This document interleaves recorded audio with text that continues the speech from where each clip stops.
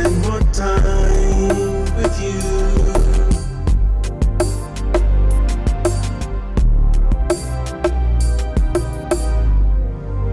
I was thinking the other day,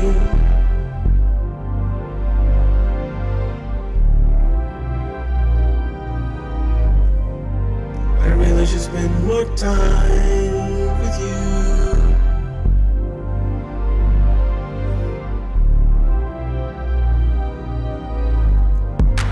I should spend more time with you.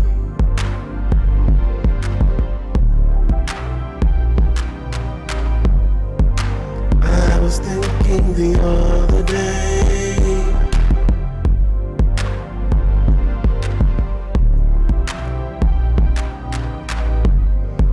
I really should spend more time with you.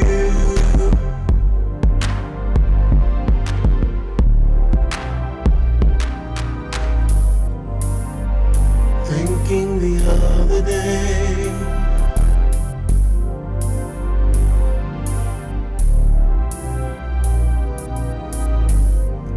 I've gotta spend more time with you, yeah.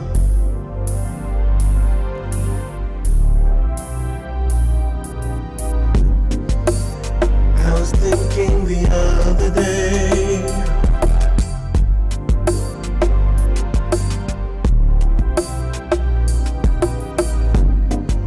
I really gotta spend more time with you, yeah.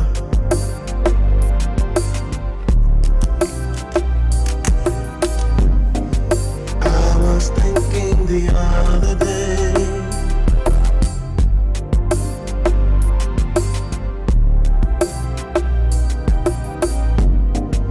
I really gotta spend more time with you, yeah.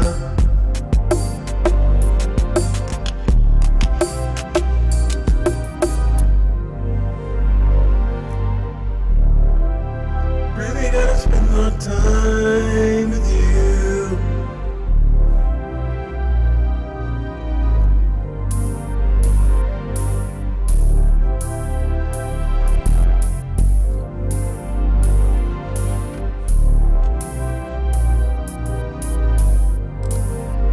Spend more time with you.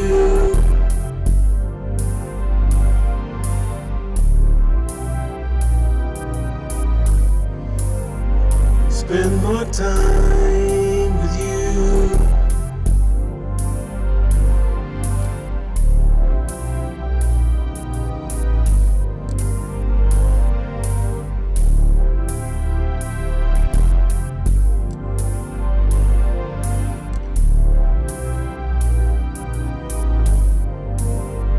Spend more time with you.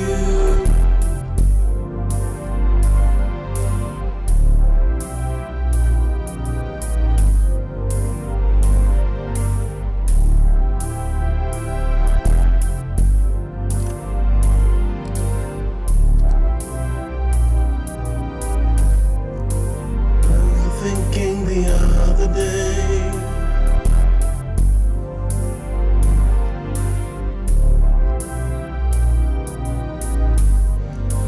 really gotta spend more time with you.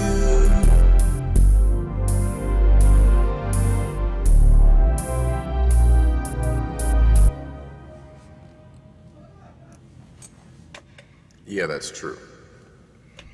Well, peace and blessings, brothers and sisters, real quick. I wanted to hop on and just really do like a 5 minute, just like a 5 minute little bit of teaching here. And I'm going to direct your attention to Psalm 73 and verse number 25.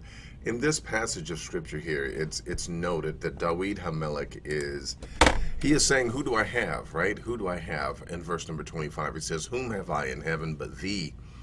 And there is none upon earth that I desire beside thee. And so this is one of those psalms that have sparked a little bit of controversy because first of all, there was, I should say, and what I'm going to allude to is the two Yahwehs theory, which was that there was a Yahweh here on earth and that there was a Yahweh in heaven. And when you look at the destruction of Sodom and Gomorrah, many read the passage there as to say that that Yah on earth connected with Yah in heaven, and the windows were open and so forth and so on, and brimstone came down. And so again, this is just a theory. Now, this is to be juxtaposed, if you will, next to the general knowledge and concept that there was never a given point in time where ancient Judaism was homogeneous, and just one body of knowledge or one understanding or one perspective. It has always been a mixture, if you will, whether it was from a small nucleus receiving the law at Sinai to having to contend with other people groups surrounding them and having them push their gods and their deities on them. And so it's always been one of those issues where there was always something entering into the mix. Well, as time developed, the two Yahwehs theory began to take root, and it has only morphed, if you will, or evolved into the Trinity today, because Roman Catholicism has seen fit to take any and every strand of errant belief or sectarian momentum that ancient Judea actually had to spin its own, basically to take advantage of it, leverage it, and to spin its own web of doctrine. So also as well, the understanding of Judaism as being more of a henotheistic kind of having that kind of a motif rather than a outright monotheistic Judaism.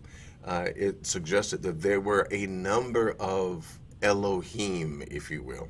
There were a number of Elohim that were in different territories, noted in different territories. This was alluded to by Psalms 82, and it's alluded to by a number of other scriptures that basically, long story short, it suggests, if you will, that yes, that there was a two Yahwehs theory, that now you've got all of these other Elohim, B'nai Elohim, sons of Elohim, who are governing in other districts geographically.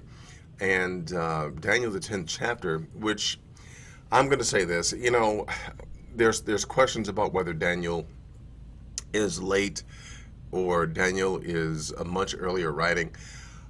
And I'm going to give you my take on it right now because it blends into this conversation, right? Now I only have a few seconds left. I believe that it's both. I believe that there was an original patriarch by the name of Daniel who was in the exile, who had gained notoriety. But as time went on, there were individuals who decided to ascribe to Daniel pseudepigraphically writings and concepts and notions that were not directly his, right? But they were put in the vein and the genre under the motif of Daniel. And so there we have it. I believe that Daniel is both late and it is also early. That being so, you can tell that the Babylonian influence through Zoroastrianism,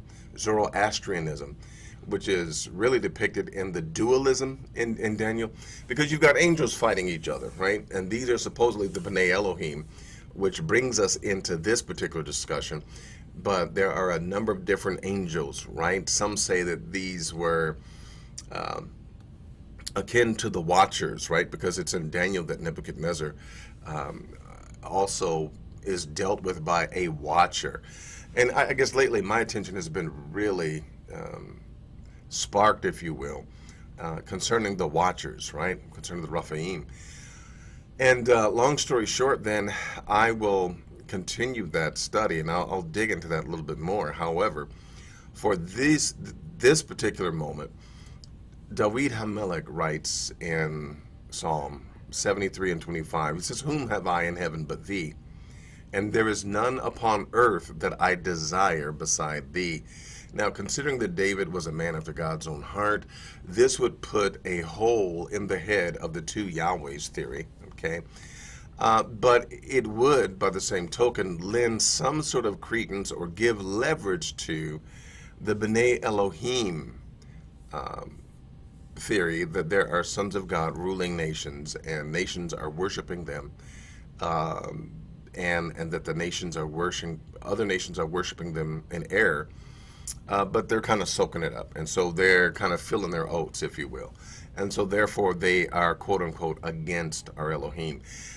There's a reason why I do not subscribe to that. It is because of what is written in the latter verses of Psalms 82, and comparing that with Genesis 17, where there is a conversation between our Elohim and Abram, and it is the same motif. When you get to the end of Psalm 82 and you look at what is written there, it is the same motif. If you subscribe to the B'nai Elohim and they're being, fighting and jockeying for position, and it's kind of like a free-for-all. Hey, I'm the greatest. No, I'm the greatest. Kind of like what the disciples were doing in the New Testament Gospels, except these were, angelic spirits, so to speak, and they are jockeying for position, threatening, fighting, causing dissension in the heavenlies, so forth and so on.